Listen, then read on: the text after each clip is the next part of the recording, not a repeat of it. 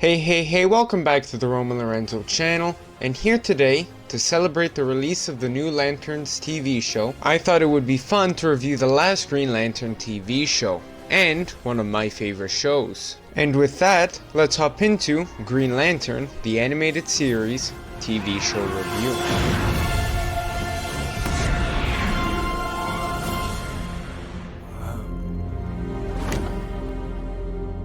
Green Lantern the Animated Series began airing on the 11th of November 2011, 5 months after the release of the live-action movie, and aired its last episode on the 16th of March 2013. The show was developed by a great crew of people who have done some great projects. The most well-known of the bunch is Bruce Timm, who you might know for being the main producer of the DCAU, and most recently is currently working on Batman Caped Crusader. The voice actors for the characters are excellent, and fit their respective roles very well. My favorite of the bunch has to be Hal Jordan's voice actor, Josh Keaton, who you may know as being the voice of Spider-Man in Spectacular Spider-Man. He brings a confidence to the character that really sells you to the fact that he is the leader of his crew. The characters' interactions also help the world feel more alive, having Hal and Kilowog stealing each other's lines, and Kilowog and Razor going from hating each other's guts at the start to hugging when Razor says goodbye. And this does culminate in some excellent characterization, leaving you wanting more of each character every episode.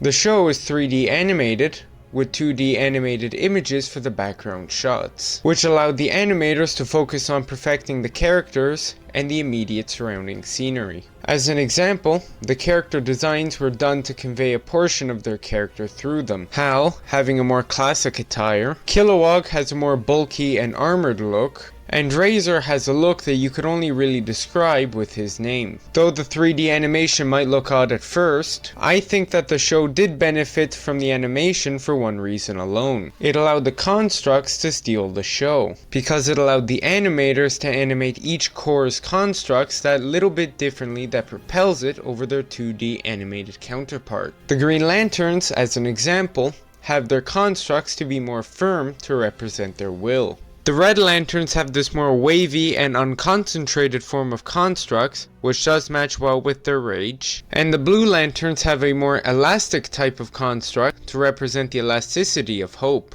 The soundtrack for the show is really good, and thankfully did get released digitally and on CD. The soundtrack is comprised of 73 tracks, all composed by Frederick Wideman, who has recently been the composer for Batman Caped Crusader. As I mentioned earlier, the soundtrack for the show is really good, and that is due to the way the themes pull on your emotions. The best example of this has to be Renewed Hope. In the finale of the show, this theme really helps to carry a good ending scene into a great one.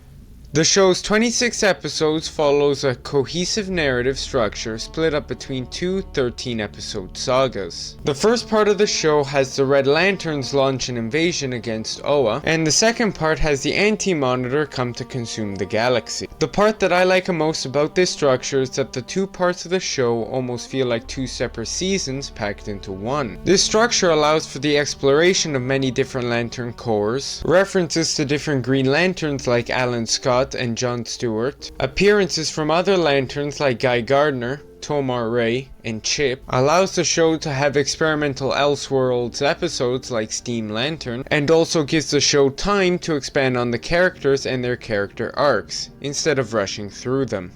My favorite episode of the show is the 21st episode called Babel. In this episode, the Interceptor is cast adrift and powerless after Aya drained all the power from the ship in the previous episode, and that leaves the crew floating in space until they are sucked up into the atmosphere of a planet. After a crash landing, they discover that the air on the planet is composed of mainly methane, so they head to a nearby settlement where they are subsequently shot at. Then, whilst trying to sneak in, both Hal and Kilowog's rings run out of juice, being saved only by Razor still having a charge.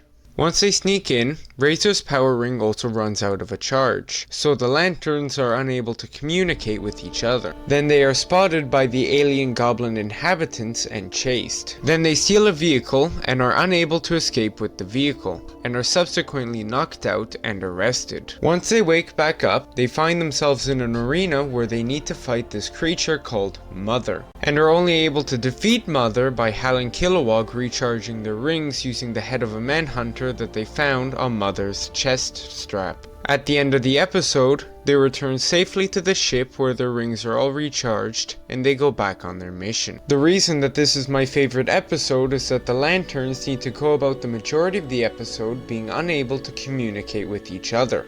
But I will mention that there are also a couple of glaring inconsistencies. Like for example, when initially running to the stronghold, the scene cuts to when they have arrived and they appear exhausted. But once they are being shot at, they do the quote 25-kilometer run in one go. Then there's when they are going to fly to the stronghold and the rings were too low in juice to fly, which I wouldn't have a problem with, except for the fact that in the episode Steam Lantern, Hal is flying and using his ring until it runs out of charge. But inconsistencies aside, it does make for an excellent episode.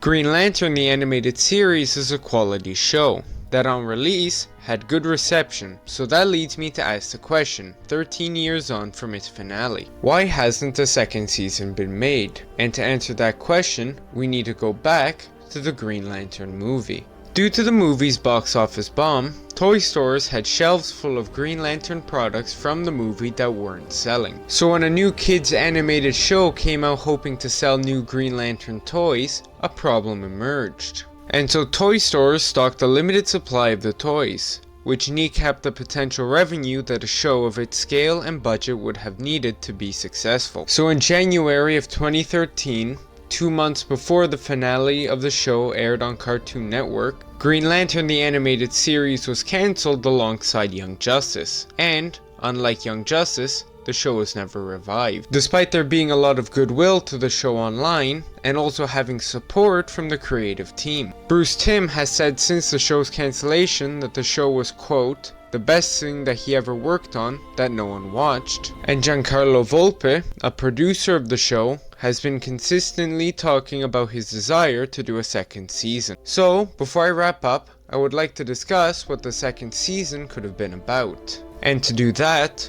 I'd like to discuss the cliffhanger that the first season ended on, which sees Razor flying off into space, searching for Aya, with a blue lantern ring following right behind him. Judging by the concept art that was drawn for Blue Lantern Razor by the storyboard artist of the show, Jake Castorena, they would have rounded off a few of the spiky edges of his suit, and they also might have removed his helmet. There was also some concept art drawn by Bruce Timm, which depicts Hal in a new, seemingly armorized suit, teaming up with two new characters in Hawkman and Ariza Robb. In my opinion, I think that Hawkman is the most interesting of the two, considering that the Thanagarians were already introduced in the show for the 11th episode, Fight Club. The most interesting thing about this concept art though is the villain, which is Yellow Lantern Sinestro. A Sinestro who was already introduced in the 18th episode of the show, Prisoner of Sinestro, where despite still being a Green Lantern, the show still brought up a few more questions about him. And finally, the most speculative of these concepts is the Black Lanterns. In the finale episode of the show, Hal goes to the Book of Oa, the same Book of Oa that in the comics told of a prophecy called the Blackest Night, which prophesies the destruction of the Green Lantern Corps at the hands of their greatest enemies. But I'm not sure how the writers would have done a story like that under a PG-13 rating, if they would have done it at all. To end this on a positive note, both Aya and Razor have made appearances in other projects. In Young Justice Season 4 episodes 19 and 20, it shows a version of Razor reunite with Kilowog and shows his struggle with the Blue Lantern ring. A nice added touch of episode 19 was it was also written by Giancarlo Volpe.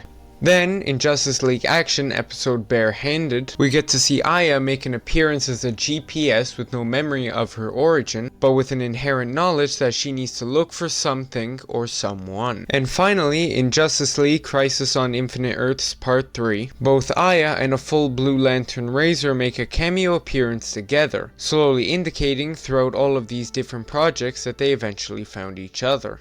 In conclusion, Green Lantern the Animated Series is a great show that I would highly recommend watching. The story is compelling, the characters are well crafted, the music is bar none, and the animation carries the Lantern constructs to another level. And that leads to what I believe to be a great collective viewing experience that I will say again, I highly recommend you watch.